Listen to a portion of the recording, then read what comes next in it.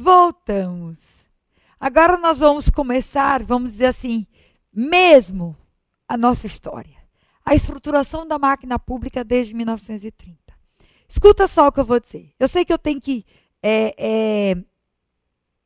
trabalhar de forma diferente, mas eu ainda vou continuar fazendo mesmo, já que tem dado certo, você tem acompanhado e você tem me entendido, né? Os alunos que têm feito essa disciplina comigo, né, gostam muito. Você tem as palavras-chave no slide, só que eu vou trabalhar no quadro agora. Já falei até para o Jairo, né? O Jairo vai me acompanhar, né? E aí, se você quiser anotar, né, dou uma sugestão. Coloca o caderno assim, ó, as mulheres que gostam do caderno assim, porque os homens gostam muito de tirar xerox da gente, né? Mas as mulheres que gostam de anotar tudo, botem o caderno assim, porque a gente vai fazer uma brincadeirinha com umas ondas, né? E a gente vai mostrar como que essa evolução desses modelos ou a estruturação da máquina pública aconteceu. E aí, como é que a gente vai trabalhar aqui, ó? Presta atenção. Eu acho que eu vou diminuir o tamanho dessa onda, não é, Jairo? Está muito grande. Eu estou vendo que ele está com dificuldade de focar. Então, vamos lá, fazer uma ondinha mais curtinha, para poder você pegar bem direitinho, tá bom? Então, vamos lá. Melhorou assim, dessa altura? Bem melhor, não foi? E aí, o que a gente vai fazer? Por que eu gosto de fazer umas ondinhas assim? Vamos pegar umas ondas, vamos surfar aqui, né? Porque vocês vão ver que o mundo evoluiu segundo algumas ondas, né? Segundo Schumpeter, a destruição criativa. Esquece isso, isso não cai, né?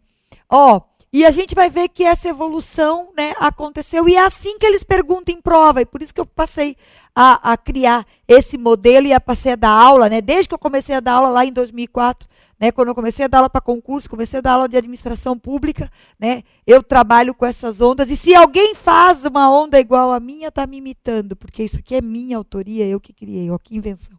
Né? Mas a ideia aqui, eu copiei lá de Schumpeter, destruição criativa, você não sabe quem é? Foi um economista que falou que o mundo vive ciclos econômicos de destruição criativa. E aí ele falou do ciclo do ferro, do ciclo do aço, do ciclo da eletricidade, da petroquímica, depois da informação e hoje a era do conhecimento. Então ele diz que esses ciclos, né, que aí são ciclos econômicos que geraram riqueza, né, geraram uma grande destruição criativa e geraram um novo momento. Né? E aí essa ideia desses ciclos acontece em onda, né? Ele vai subindo, crescente, atinge seu apogeu e depois vai entrando em declínio e aí um novo ciclo se inicia, né, em razão desses fenômenos econômicos. A gente não vai estudar dessa forma aqui, a gente vai estudar de uma forma diferente. A nossa prova começa a partir de 1930, só que eu disse para vocês, a gente tem que retroceder um pouquinho para você entender. Quem for fazer prova para FT, para Receita Federal, quem for fazer prova para MPOG, para CGU, esse então é que tem que saber isso que nós vamos colocar agora. Os demais que vão fazer para tribunais e tudo, essas informações vão ajudar a construir, sobretudo questões da CESP,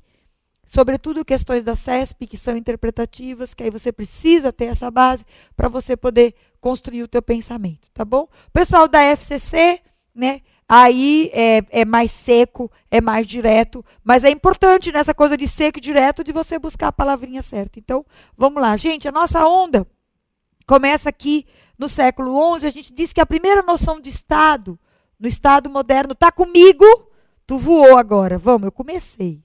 Vamos lá.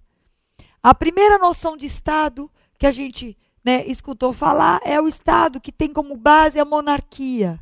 Tá? Quem estava no poder é a monarquia, né?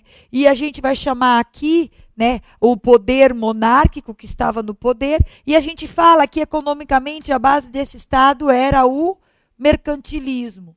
Tu sabe o que é mercantilismo, né? Mercantilismo, se você pegar o dicionário, vai dizer assim, é o Estado que trabalha com comércio, né? Mercantil, comércio.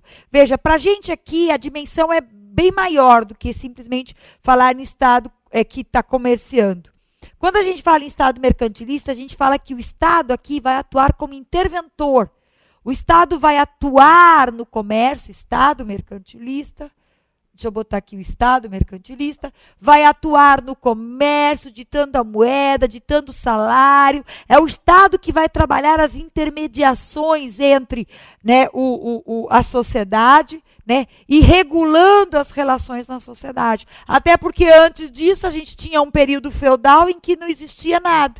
E os reis aqui exercem um poder forte na sociedade, um poder único, um poder absoluto, né? Então, é a época do Estado mercantilista, do Estado absolutista, como a gente diz. Então, politicamente, esse Estado nasce absoluto. Economicamente, a gente diz que esse Estado nasce mercantilista, cuja estratégia é a busca de novos mercados, ou seja, o colonialismo. E aqui nós nascemos no colonialismo, tá? E então, a gente viu sob o ponto de vista econômico, sob o ponto de vista político, absoluto, monárquico. Bora escrever aqui? Monárquico. Absoluto. Vocês estão vendo assim, ó, monárquico, o rei comandando tudo, e absoluto porque esse rei degenerou. O absolutismo é uma degeneração da monarquia, na realidade, né? É quando o rei sozinho quer controlar tudo, né? Terras, Estado, propriedade privada e propriedade pública, né? E, na realidade, esse rei sozinho, que está dentro, à frente do poder executivo, legislativo, judiciário, esse rei que controla tudo, se sente o próprio dono do Estado. Na realidade, ele chega e diz que o Estado é ele mesmo. E ele mistura o que é patrimônio público com patrimônio privado.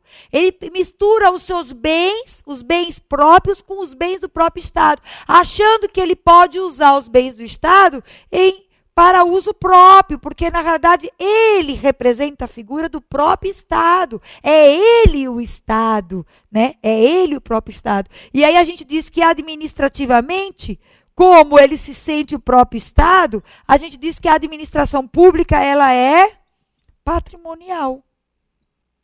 Deixa eu fazer uma ressalva. Eu já entrei logo em administração pública patrimonial. Eu tinha que ter começado dizendo assim.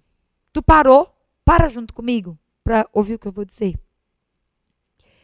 Estado, ordenamento jurídico maior, com poder de autorregulamentação.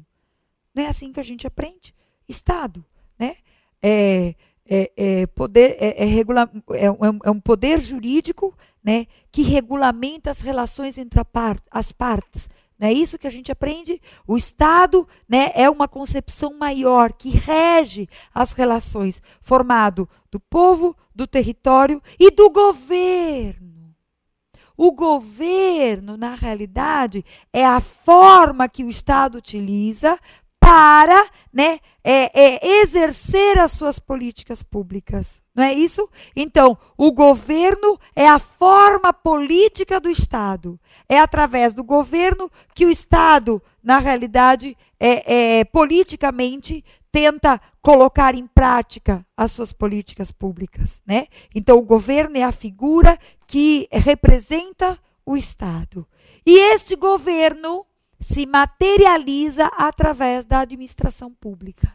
Então, a administração pública, o que é a administração pública? É um instrumental que o governo usa para colocar em prática, né, as políticas públicas. Então, o que é a administração pública? A gente aprendeu já no direito administrativo. São os órgãos e entes, né, que formam aí, né, todo o instrumental, o aparelhamento do Estado.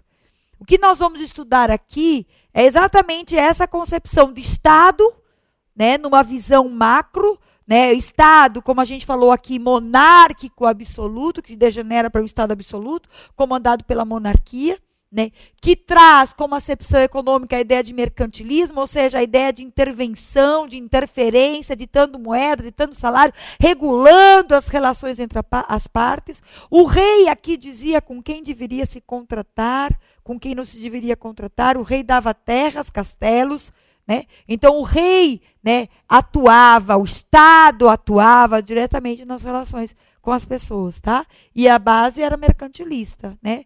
Com uma política colonialista de buscar novos mercados, né, de exploração. E a gente diz que a forma de administrar administrativamente, né, o aparelho do Estado trabalhava numa concepção patrimonial. E o que é? Tu está me acompanhando? O que é a concepção patrimonial? Não foge daí, não. Veja que coisa interessante.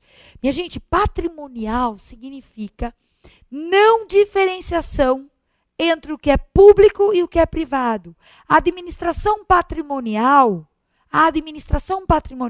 trabalha com, né, a ideia de patriarcalismo e paternalismo. O que significa isso? Patriarcalismo e paternalismo. Patriarca, o rei é dono de tudo, é o patriarca, senhor dos escravos, das mulheres, das terras, é o grande patriarca, é aquele que dá as ordens, né? Mas ao mesmo tempo é aquele que afaga e que protege, tá? Então a administração pública patrimonial, ela tem como base o patriarcalismo e o paternalismo, tá? E a gente diz que essa ideia traz intrínseco a ela a ideia de corrupção e de nepotismo. Por quê? Porque o rei usa, né, os bens do Estado como se fossem seus próprios bens. O rei utiliza os cargos públicos do Estado como se fossem cargos dele. E aí ele sai nomeando os amigos do rei, segundo, né, os critérios de status, de parentesco e de favoritismo, ou seja, os favoritos do rei, os parentes do rei, e trabalhar no Estado, daí, consequentemente, é uma questão de status, porque só estão os amigos e os parentes do rei. Isso são características da administração pública patrimonial, tá? O que significa isso? Não há diferenciação, vou repetir. Quais são as características? Primeiro, não há diferenciação entre o patrimônio público e o patrimônio privado. O rei mistura tudo. Como eles falam na prova da ESAF, e como colocou numa prova da CESP uma vez, há uma interpermeabilidade, há uma interdependência. Veja, não é independência, é interdependência entre os patrimônios públicos e os patrimônios privados, tá certo? E aí o rei confunde tudo. E a gestão, a forma de administrar é na base do eu uso o público como se fosse minha própria casa, tá certo? E aí os cargos públicos são usados, né, pelo rei ao seu bel prazer, e por isso que a corrupção e o nepotismo, que é o emprego de parentes, né, na administração pública, corre à solta nesse período aqui. Minha gente, esse período que eu estou falando aqui para vocês, ele vai aproximadamente até o século XVI, século XVII. Ai, é muita história, Beth. Não, mas espera, eu vou dizer para ti o que é importante você saber. Até aqui você está ouvindo o que eu estou dizendo, está acompanhando comigo. Esse período monárquico, esse período cuja base é a administração pública patrimonial, vai até o século XVI, século XVII, que é quando os burgueses, os burgueses que aqui já aparecem buscando novos mercados, o renascimento comercial, né, que aí começam a surgir os primeiros trabalhos assalariados, tudo aqui à base do mercantilismo, né? Estes burgueses, por conta deste tratamento diferenciado aos amigos do rei, e alguns burgueses tinham dinheiro, mas não tinham títulos de conde, etc. E às vezes compravam esses títulos, mas aí o rei ficava com raiva e tirava, se o caba não fosse amigo do rei. Então, o rei era senhor absoluto de tudo, né? Ele é que mandava em tudo. Então, ele podia dar e ele podia tirar. E aí, por conta dessa ideia absoluta, desse absolutismo do rei, né, o mundo todo vive as primeiras revoluções burguesas. A primeira revolução burguesa, a gente estudou isso. Tu não precisa saber disso, só ouve falar. Que aí as primeiras revoluções burguesas que aconteceram na França, né, 1689, aconteceu na Inglaterra, 1689 foi na Inglaterra, 1789 foi na França. E também tem a americana, né, que também foram revoluções burguesas com o objetivo de quê? De acabar com esse poder absoluto, de acabar com esse poder monárquico e a ideia de acabar com essa administração pública patrimonial. E aí uma nova forma de gestão acontece no mundo todo, né? Tá grande? Jairo, eu aumentei o tamanho. Deixa eu diminuir o tamanho da onda. E aí uma nova onda surge no mundo todo. E essa onda, pessoal, é exatamente contrária a essa que estava aqui.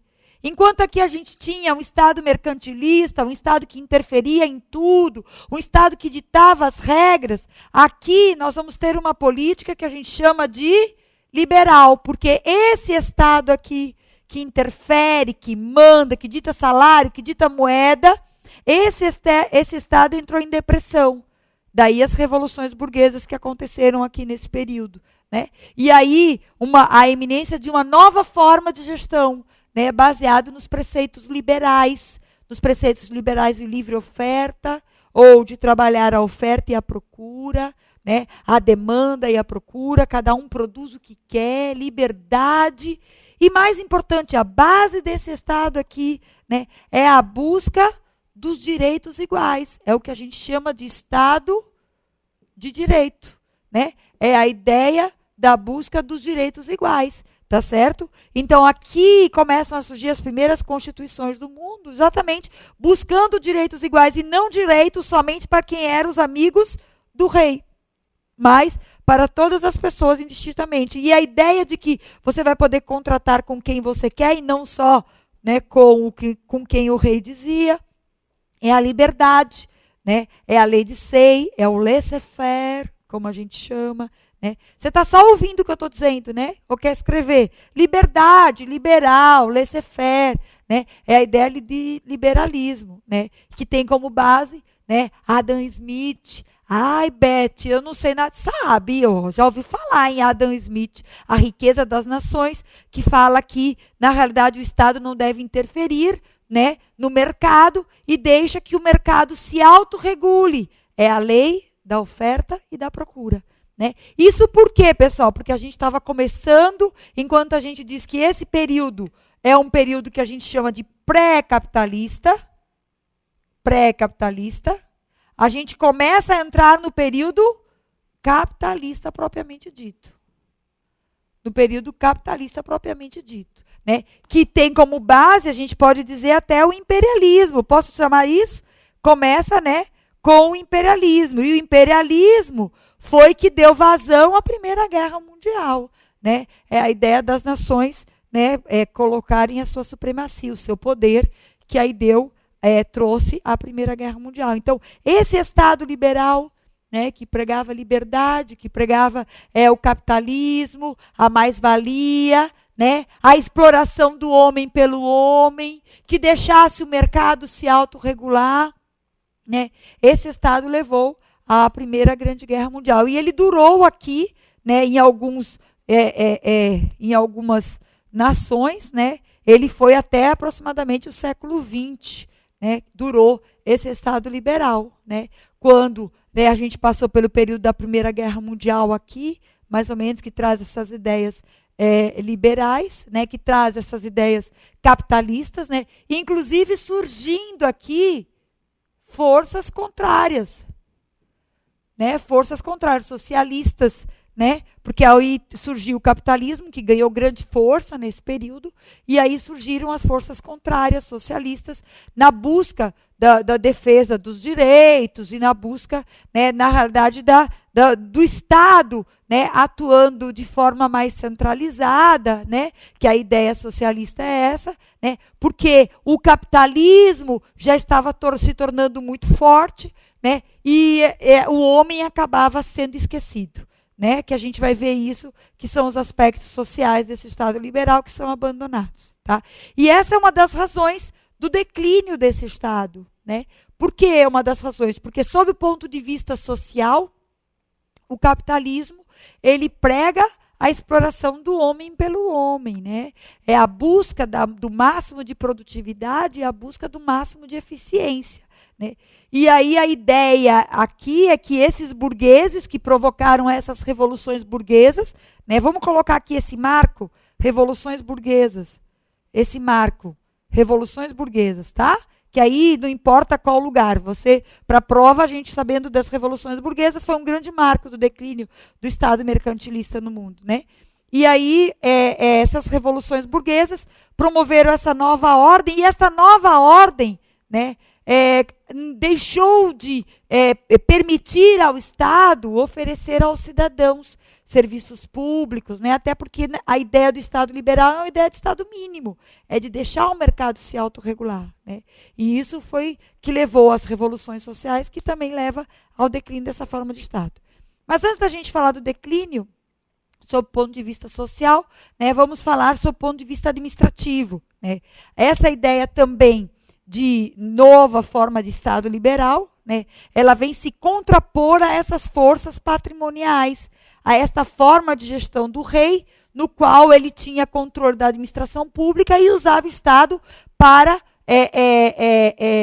ideia própria, para proveito próprio, né? E usava o Estado como se fosse dele mesmo, os bens do Estado. Então, a ideia aqui é que houvesse uma separação entre o patrimônio público e o patrimônio privado, né? E aí a gente começa a implantar no mundo o que a gente chama de uma administração pública mais racional, que mais tarde a gente vai chamar isso de administração pública burocrática, né? Então, no início não, tá, pessoal? Ó, vamos lá, essa onda começa aqui no início, nos idos do século XVI, XVII, XVIII, né? E aí a ideia de tentativa de implantação de uma administração pública mais racional, mais burocrática, voltada para a eficiência, voltada para a produtividade, né? E a ideia é que o mercado produza isso, né? E o Estado só ali, né, controlando, né, e de certa forma deixando por conta do mercado, né? E inclusive nas provas de concurso eles colocam assim, que nos estados monárquicos, porque a gente, na realidade, tem aqui a ideia de revoluções burguesas, mas a monarquia, em muitos desses estados, continuaram no poder, não é verdade? Em muitos desses estados. Né? Inglaterra, por exemplo, né? O parlamentarismo separa e os reis continuam no poder, lá como chefe de Estado, e colocam a ideia do chefe de governo para trazer essa racionalidade. Né? E aí a gente diz que a ideia de implantação de uma administração pública racional burocrática, essa é a ideia. Mas, como esse é um período de transição, a gente diz que nesse período há um híbrido administrativo. Sobretudo, um híbrido administrativo. Vou explicar. Sobretudo nos estados de monarquia. Por quê? Porque, na realidade, a gente não consegue ter uma administração pública burocrática ou racional. A gente tem um híbrido de burocracia patrimonial. O que significa isso? De burocracia patrimonial, que a gente não abandona totalmente, né, as forças patrimoniais, até porque, né, os reis continuam, né, e a gente tenta implantar a burocracia. Então, a gente tem um período de transição. Então, presta atenção, se eles colocarem em prova, né, que o Estado liberal trabalha com a ideia de racionalidade administrativa, com a ideia de administração pública burocrática, está certo. Mas se eles colocarem que o Estado liberal trabalha com a ideia de um híbrido administrativo, de burocracia patrimonial, ou seja, ainda continuam práticas patrimoniais presentes no Estado, isso também está certo, tá? Porque é um período de transição, não é um período puro, não é um período, né, limpo totalmente, tá bom? E é isso que a gente tem nesse Estado. Agora, veja só que diferença. Isso aqui acontece no mundo, tá, pessoal? Essa onda é mundial, isso acontece no mundo. No Brasil, a gente tem aqui a Proclamação da República, 1889, né, 1889, vou colocar aqui no Brasil, é um marco, né, de mudança no cenário brasileiro, né, a nossa Proclamação da República, né, porque é quando, na realidade, a gente passa a ter eleições, né, e a gente passa a eleger os nossos presidentes. Aí a gente tem um marco, a gente tem em 1991 a nossa primeira Constituição, né, e que traz a ideia de Estado de Direito, tá? Só que, presta atenção, isso é importante, só foi perguntado em prova de CESP, já foi perguntado em prova de FCC, de ESAF, eu nem comento por quê, com certeza, tá? Presta atenção, só que isso aqui, pessoal, no Brasil, apesar de se falar em Estado liberal, apesar dos liberais terem subido ao poder, a gente diz que esses movimentos no Brasil não partiram das camadas da sociedade, partiram das elites que dominavam o país, que não eram os reis, que não era o rei, mas eram das mesmas elites que estavam junto do rei. E aí o que a gente diz é que esta onda liberal, esta onda completa, não promoveu nenhuma mudança significativa no cenário administrativo brasileiro. Ou seja, na nossa República Velha, é assim como a gente chama essa onda, para prova de concurso, apareceu República Velha, você lembra? Ah, é essa onda que eles estão falando. Na República Velha, e aí olha o detalhe, não houve, aí você vai anotar aí, não houve nenhuma mudança significativa no cenário administrativo brasileiro. Tu anotou isso? Importante. E a gente vai ter isso no slide. Por quê? Porque, na realidade, o poder continuou nas mãos da oligarquia, de uma minoria que comandava o país e que oscilava no poder numa política coronelista do café com leite. Lembra dessa história que a gente aprendeu? Não precisa saber detalhes, só isso. Ora se revezava no poder o Estado de São Paulo, ora se revezava no poder o Estado de Minas. Na realidade, o grande avanço que esse Estado trouxe foi tirar o centro econômico do Nordeste para São Paulo, né, para o Sudeste, né, e tirar do Nordeste do Rio de Janeiro, que era também aqui, né, para São Paulo, para Minas Gerais, para o Sudeste. Né? Foi o único avanço que a gente teve aqui. Constituímos o Estado, organizamos os 3 poderes, criamos, né, um bocado de entes na administração pública, tá? Mas significativamente não houve nenhuma reforma na administração pública. Escreva aqui, a República Velha, não houve nenhuma reforma significativa. Isso Brasil, né, pessoal? Estou escrevendo em vermelho. Tá, dá para enxergar, Jairo? Tem problema? Pode? Pode. Não houve nenhuma reforma significativa no Brasil, tá? Pelo contrário, a política continuava agrária, exportadora. Vimos isso lá no início, quando eu li aqueles negócios de coisa. Agrária, exportadora. Coronelista, são as palavras que você vai encontrar. Coronelista, e aí uma palavrinha que você vai encontrar, clientelista. E eu vou te explicar o que é isso. Por isso que eu disse que a gente ia lá, clientelista. Por isso que eu disse que a gente precisava de algumas coisas da ciência política. São palavrinhas novas, você nunca ouviu falar? Ouvi falar. Sabe o que é clientelista? É a compra do voto. Trata o cidadão como se fosse um cliente. É o que a gente chama de voto de cabresto. Já ouviste falar nisso? Voto de cabresto é: eu voto em você e o que você me dá? Me dá tijolo, me dá camiseta, me dá boné. Acabaram nessas eleições, né? Mas era essa a ideia que a gente tinha aí. E aí o cidadão passa a ser visto como um cliente. Como nessa época no Brasil, o voto não era secreto, né? Então, as lideranças políticas ficavam lá na porta esperando. E tem mais, contavam para ver quantos, para saber se fulaninho tinha votado nele ou não. Tá bom? Então era, né, na realidade, um controle cerrado, numa prática coronelista e clientelista, agrícola, né, exportadora. E nada mudou significativamente sob o ponto de vista econômico, político e social no país durante esse Estado liberal. Tá? E a gente vai ver que, no próximo bloco, o grande marco, né, que começa em 1930, que leva ao declínio desse Estado. Mas só no próximo bloco, que o Jair já fez assim, ó, acabou-se. Daqui a pouco, não vai embora, fica aí que a gente vai continuar essa historinha daqui a pouquinho.